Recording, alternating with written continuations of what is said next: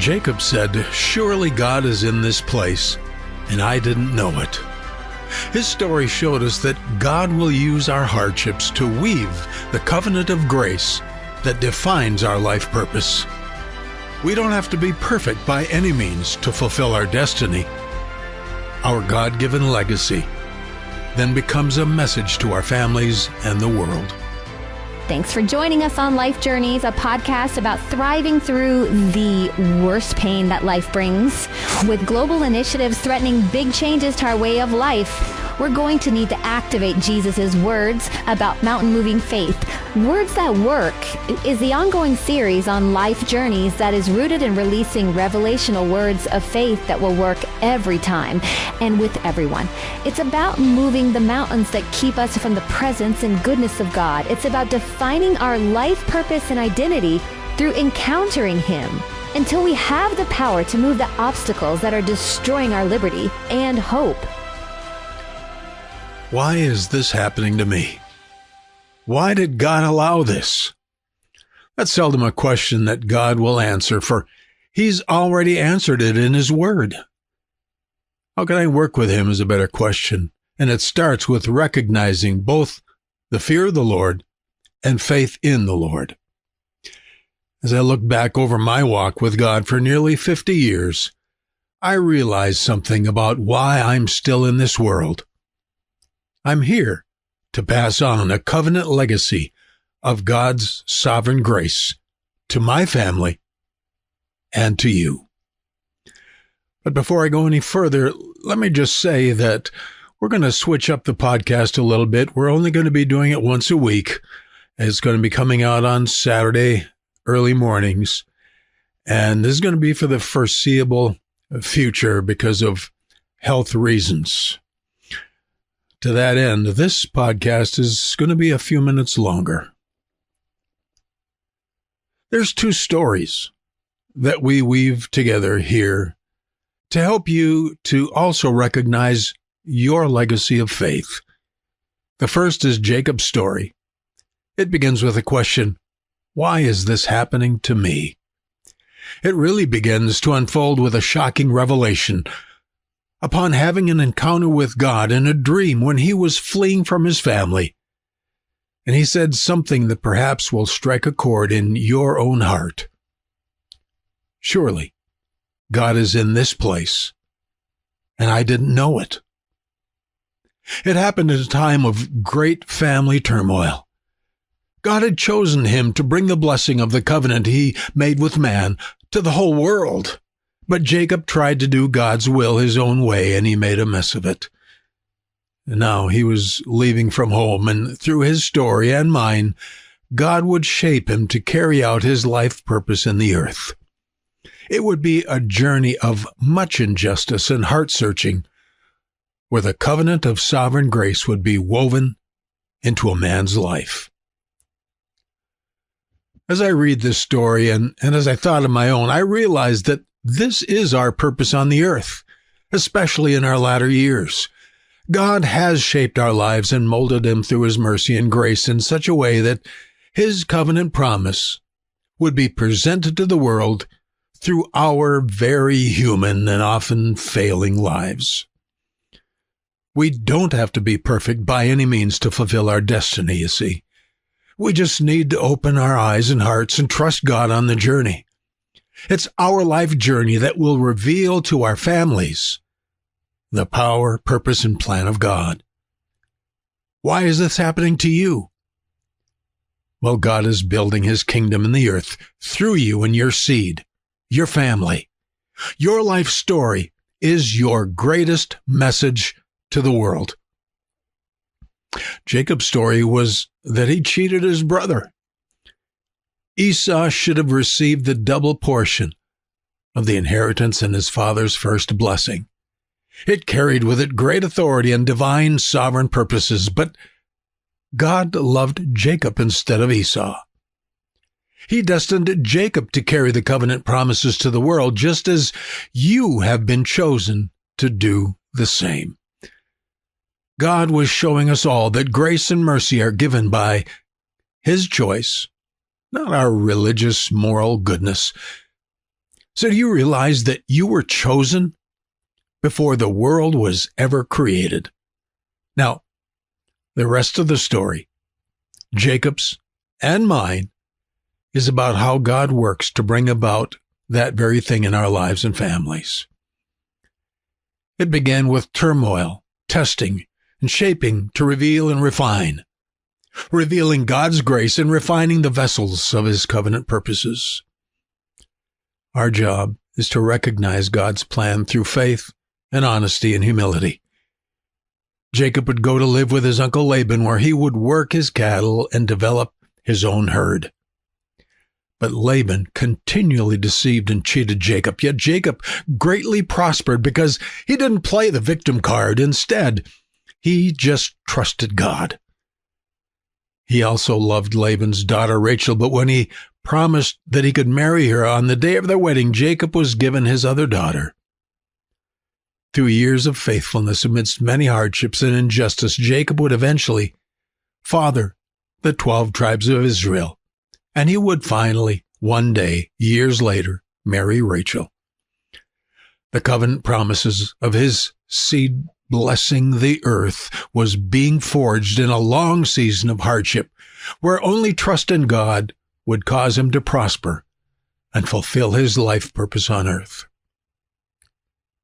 My covenant legacy is similar. You see, when I read that God took the initiative, remember that. He took the initiative and gave Jacob the dream of angels going up to heaven and down to earth. And he then renewed his covenant that he had with Abraham, that all the families of the earth would be blessed through Jacob. When I read that initiative, I asked God, how does that work with us? With me? Then he unfolded to me that we each have a legacy, a covenant purpose through our sometimes very ordinary, average, and sometimes very hard lives on earth. And it's to pass on to our families and to our world. And remember, God took the initiative. He chose us first. And it's only through understanding that God weaves his covenant through our lives by revelation and refining that helps us understand the ups and downs of our own lives. In the journey are the secrets of the kingdom built into our own hearts. My mother had a breakdown and was institutionalized for years before I was born. Yet she was the one through whom the covenant of grace would come to our whole family. One day she walked across the front lawn, looked up at the sign that read Moose Lake State Institution, and she said to God, no matter what happens to me, I will never turn my back on you. That was the tenacity that I would inherit from her in the midst of great suffering. No matter what happens to me, Lord, you allowed it for a positive reason. Show me in time how to walk it out. That simple phrase, you allowed it for a reason. Show me, would be a hallmark of God weaving his covenant of sovereign grace into my own life through many hardships, not unlike Jacob in some ways.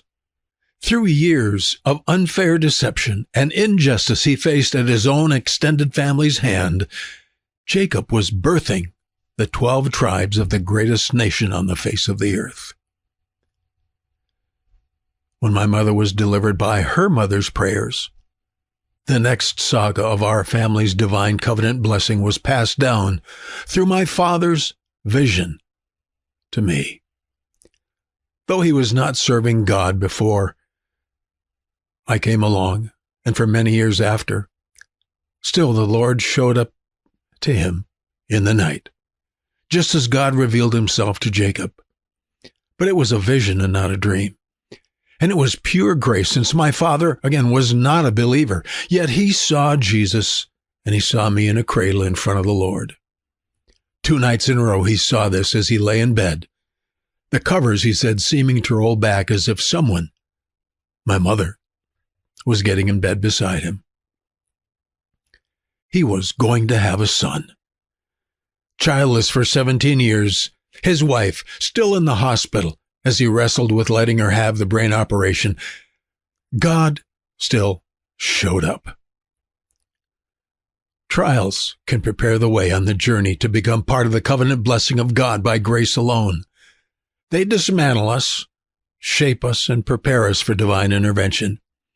It shows us that our lives are indeed special. We are chosen. Just as Jacob was a deceiver who cheated his brother out of his birthright and blessing, so we have need of the chastening in life that opens our souls to immense and indestructible riches. God's sovereignty chose Jacob, though he wasn't the firstborn. Esau was. But God's choice of Jacob and you shows in real life how God's salvation comes to men by grace alone. Read Jacob's story in Genesis to better see the life journey and discover how elements of it will certainly apply to your life. My dad was dismantled by his hardship with his broken wife. He was so angry that as a foreman on a demolition crew, he would drive around the church threatening to blow it up, and he had the dynamite in the trunk to do it, but God had other ideas. Have the surgery. She won't die. You're going to have a son. He's called, and he's chosen by me to carry my covenant grace. That's what the vision said. God's presence changed everything that day. The trial wasn't about the trial. It was about the legacy of a sovereign covenant weaved into our family. The devil tried to stop it, but nothing could stop it, and the same will be true for you. It'll be seen oftentimes in hardship, in deliverance, and finally in blessing.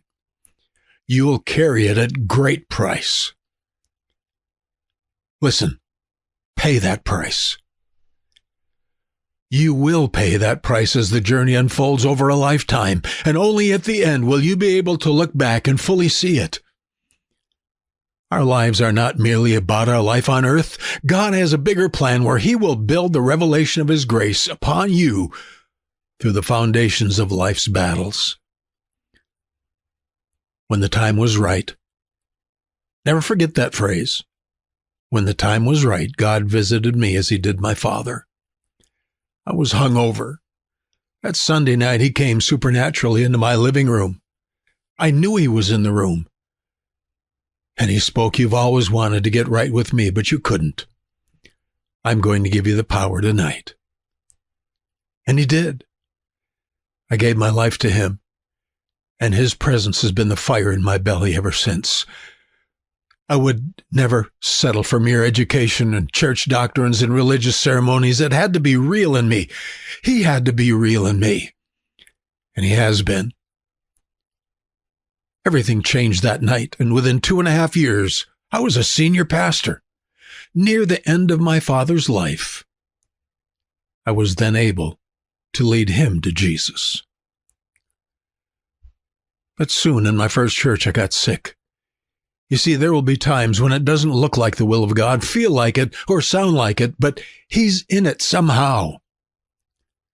I want you to grow in faith for healing, He said.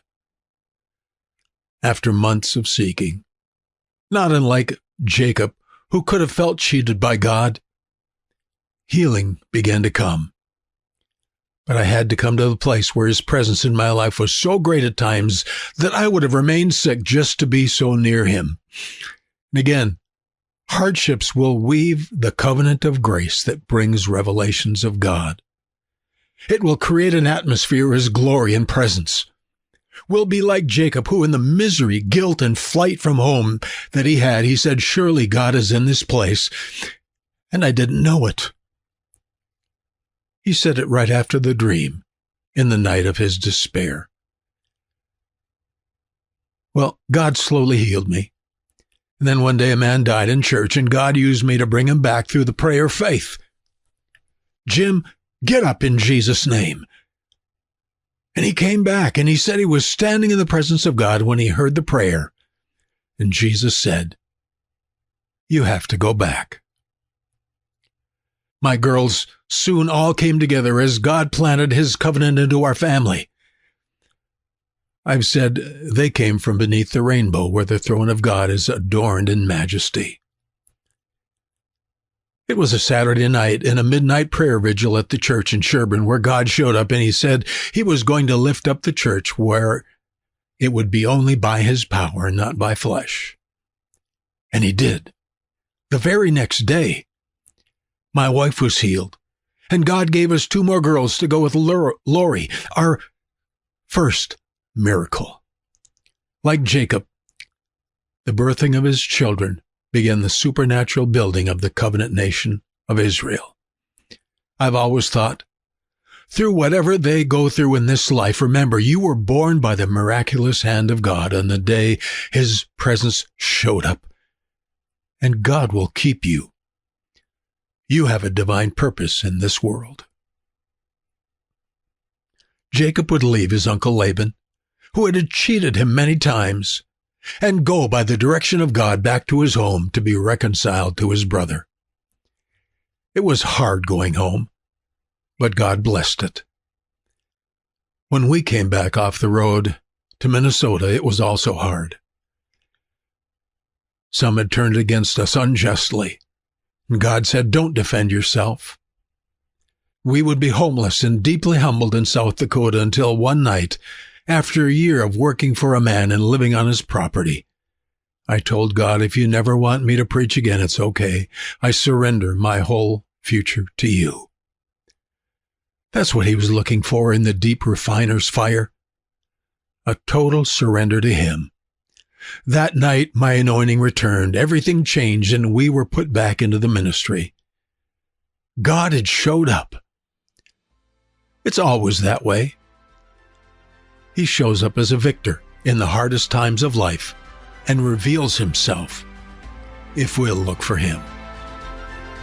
You can unlock the presence of God in your life. There are revelation principles that remove the mountains, keeping us from joy, hope, peace, and purpose when our world gets turned upside down. Look for these words that work with Pastor Hardika as he shares what has helped him when life got hard. And don't forget to check out his book, The Fortress and the Firebrand, available on Amazon and Barnes & Noble. Thanks for listening to Life Journeys. Jacob said, "Surely God is in this place, and I didn't know it." His story showed us that God will use our hardships to weave the covenant of grace that defines our life purpose. We don't have to be perfect by any means to fulfill our destiny. Our God-given legacy then becomes a message to our families and the world.